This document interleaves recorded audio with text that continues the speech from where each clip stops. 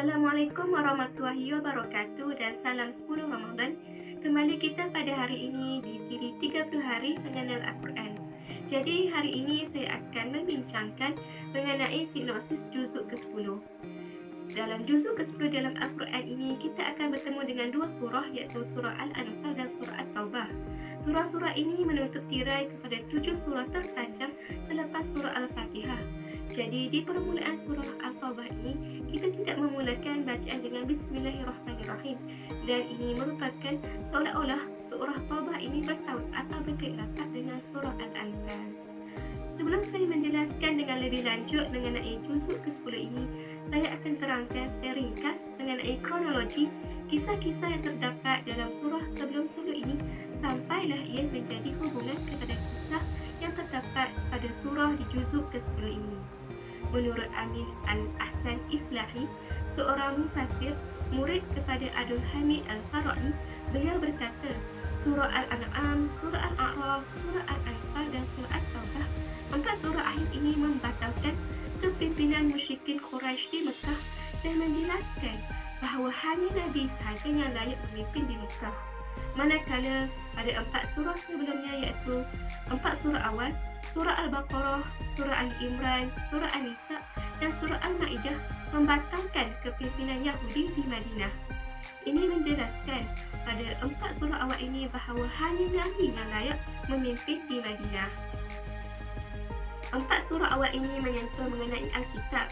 Nabi dididik untuk berhujah dengan Yahudi dan Nasara di Madinah menggunakan kitab mereka sendiri, iaitu kitab Injil dan kitab Taurat. Manakala pada empat surah akhir ini, surah Al-An'am sampai surah At-Taubah, tidak ada banyak dialog dengan ahli kitab, tetapi lebih mensasarkan kepada musyrikin di Mekah dan bagaimana penghujahan aqliyah kauniyah. Jadi, inilah yang disebutkan mengenai surah Al-An'am, surah Al-A'raf, surah Al-Anfal dan surah At-Taubah oleh Amin Ahsan Islahi. Secara ringkasnya, surah Al-An'am menegaskan mengenai legasi tauhid Nabi Ibrahim kerana tiada Nabi yang disebutkan selain kisah Nabi Ibrahim yang menyantuni kaumnya yang menyembah matahari, bulan dan bintang menggunakan logik akal yang sangat terkesan untuk mereka memerhatikan dalam menteliti mendalam tentang apa yang mereka lakukan. Kemudian, surah Al-A'raf menunjukkan pertemuan legasi Nabi Ibrahim dengan legasi syirik yang diwariskan oleh Iblis. Permulaan surah Al-A'raf ini menceritakan tentang pertemuan Iblis dengan Nabi Adam. Pertemuan pejuang-pejuang tauhid selepas Nabi Ibrahim dengan Al-Malak ataupun pemimpin atau kaum di pelbagai tanah. Jadi surah Al-A'raf syarat dengan kisah kaum yang terdahulu yang memberi pengajaran atau ibrah kepada kita. Baiklah, kita akan membincangkan mengenai surah yang terdapat di dalam juzuk ke-10, iaitu surah Al-Anfal dan surah At-Taubah. Surah Al-Anfal membuktikan sejarah berulang bagaimana sifat kaum terdahulu yang berbangga dengan kemewahan dan kekuatan yang ada pada mereka, rupanya penyakit atau sifat yang sama diwarisi oleh kaum musyrikin di Mekah. Ini menunjukkan berhala di hati mereka sama sahaja walaupun watak-watak yang berbeza di lipatan sejarah yang berbeza.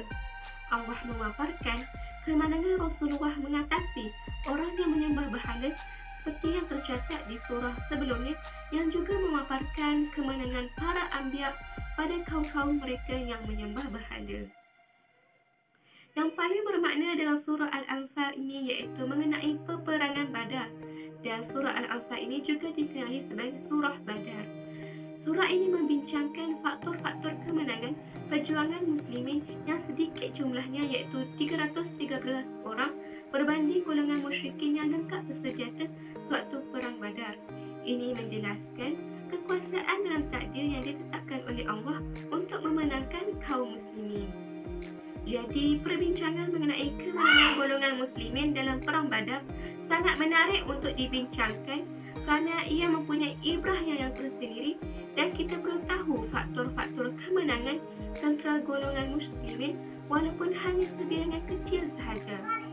Salah satu faktor yang bawa kemenangan kepada golongan muslimin adalah hati-hati mereka ini gentar apabila dibacakan ayat Allah.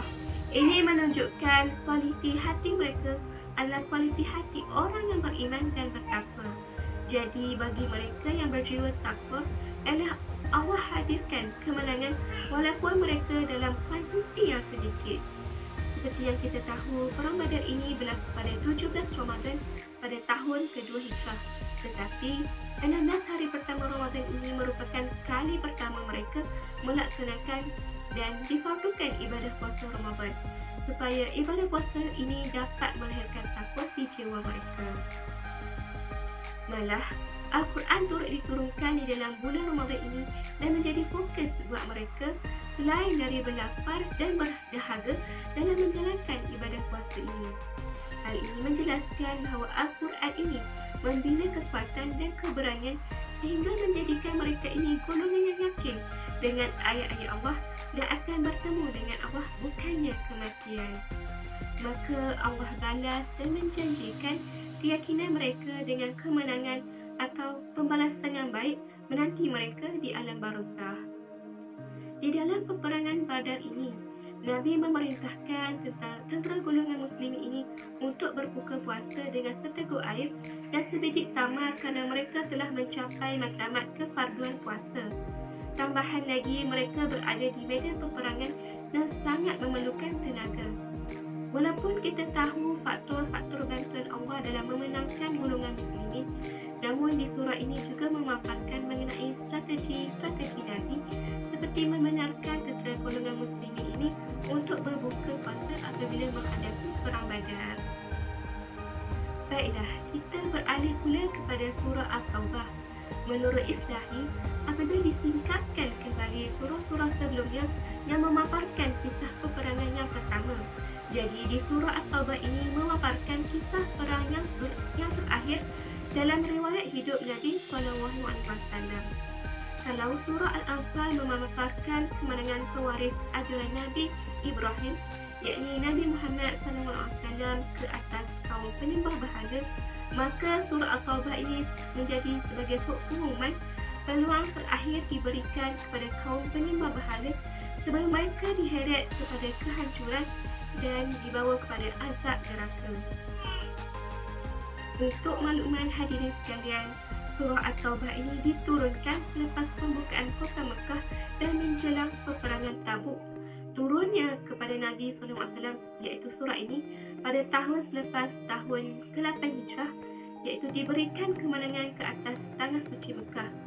Dihighlightkan di sini mengenai 4 peristiwa yang menjadi bukti kehebatan untuk meyakinkan kaum penyembah berhala ini untuk beriman, iaitu yang pertama, 89 surah yang diturunkan selama 13 tahun Nabi berdakwah di Mekah. Yang kedua, selepas mukjizat bulan terbelah. Yang ketiga, selepas mukjizat kemenangan peperangan Badar. Dan yang keempat ialah selepas tiada burung ababil sewaktu para sahabat mendatangi Mekah, yakni pembukaan Mekah ini diadakan dalam keadaan tanpa perangan dan dalam keadaan aman.